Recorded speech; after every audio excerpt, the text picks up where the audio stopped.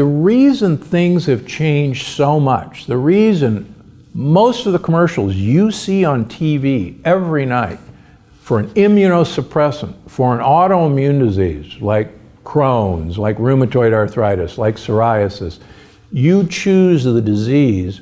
These were very infrequent diseases 50 years ago.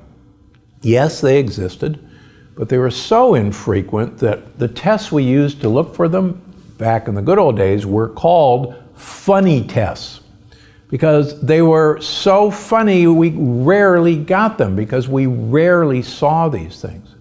And now most of the commercials you see at night are for these diseases. And as I tell all of my patients, these are immunosuppressants. These are transplant drugs that I use when I do a heart transplant. And I tell my patients, look, you don't have a heart transplant, you don't have a kidney transplant, you don't have a liver transplant. There is absolutely no reason for you to be on a transplant medication to treat your autoimmune disease. You have to treat it by removing certain foods. And those foods contain lectins. Now, why are we more sensitive? Because quite honestly, as I talk about in the 7 deadly disruptors, our entire defense system against lectins has been decimated by the fact that we take antibiotics that kill off our gut microbiome. We feed antibiotics to our cows, our pigs, used to our chickens, and we eat those antibiotics when we eat factory-raised meats.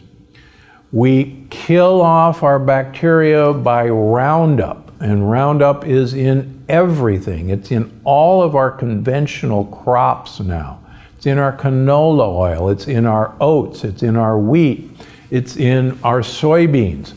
It's everywhere. It's in California wines.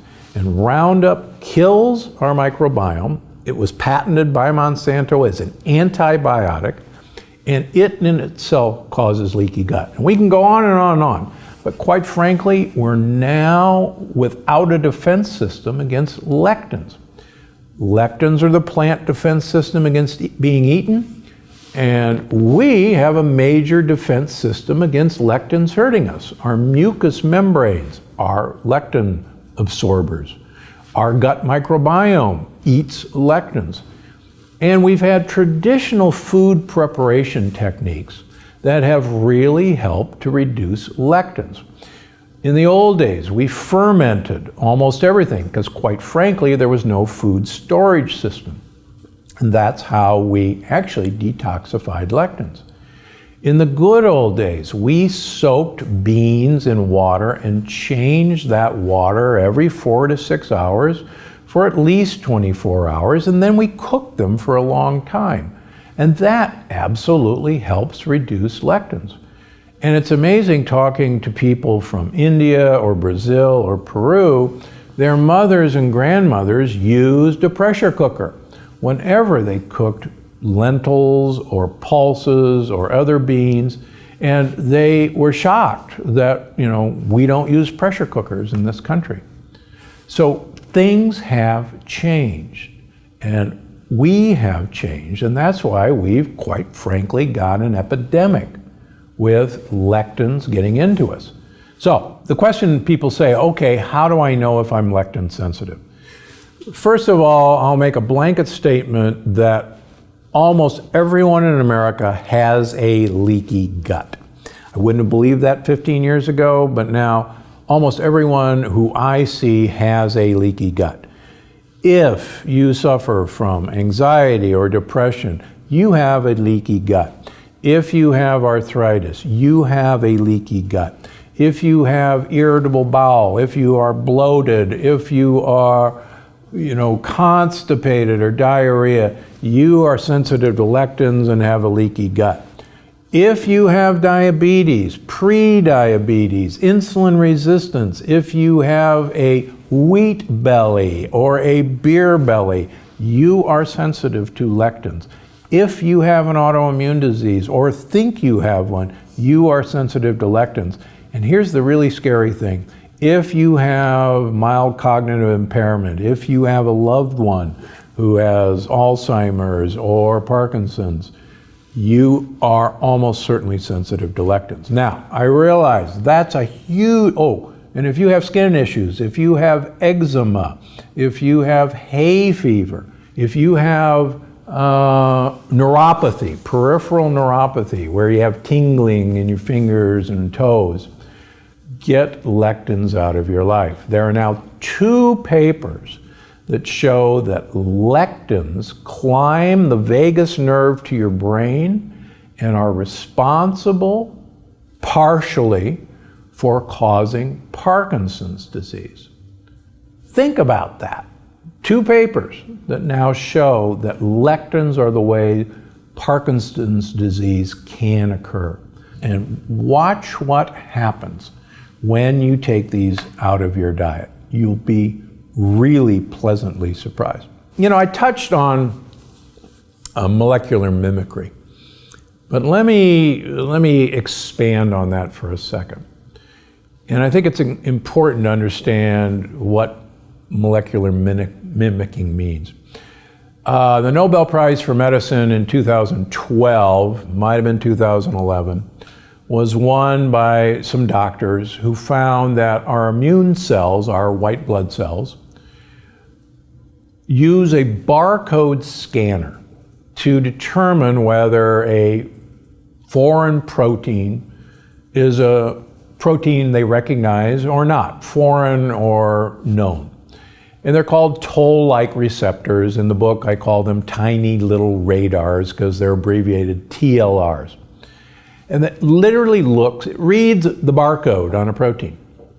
And it's literally like putting your passport in the passport scanner. And it says, oh, you know, this guy can come into this country, or oops, he's on the, you know, no-fly list. So your immune system literally scans the barcode of everything it sees. And plants are so clever, and please don't get me started about how smart plants are.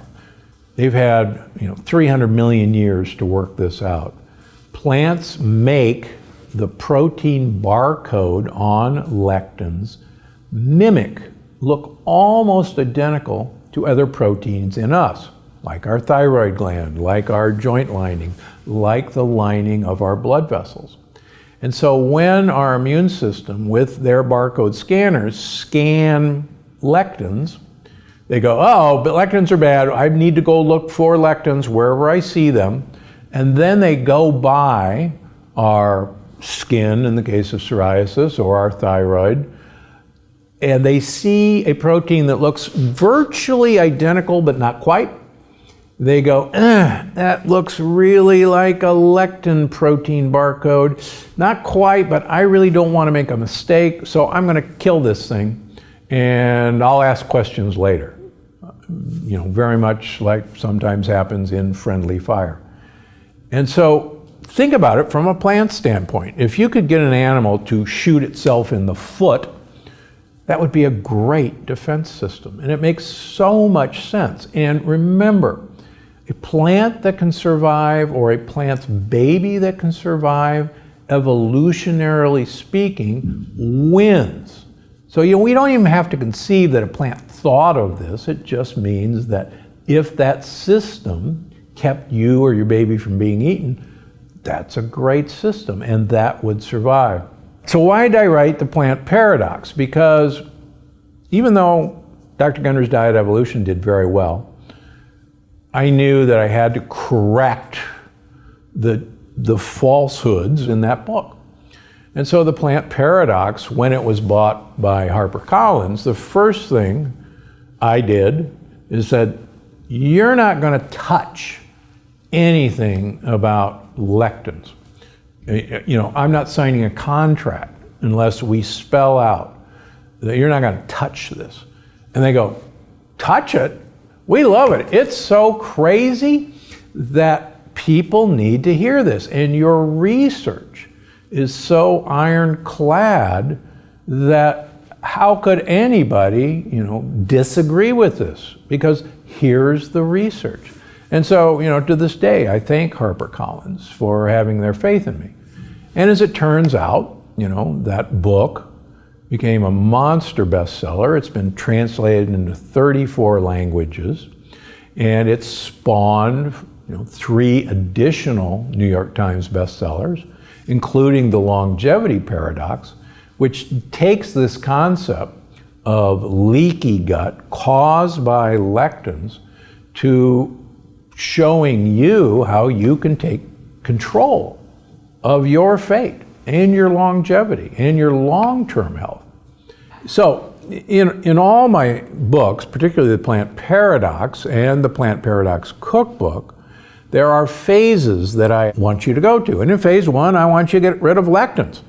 And that doesn't last very long. In phase 2, we start showing you how to detoxify lectins, tricks like peeling and de-seeding a tomato or a zucchini or a pepper.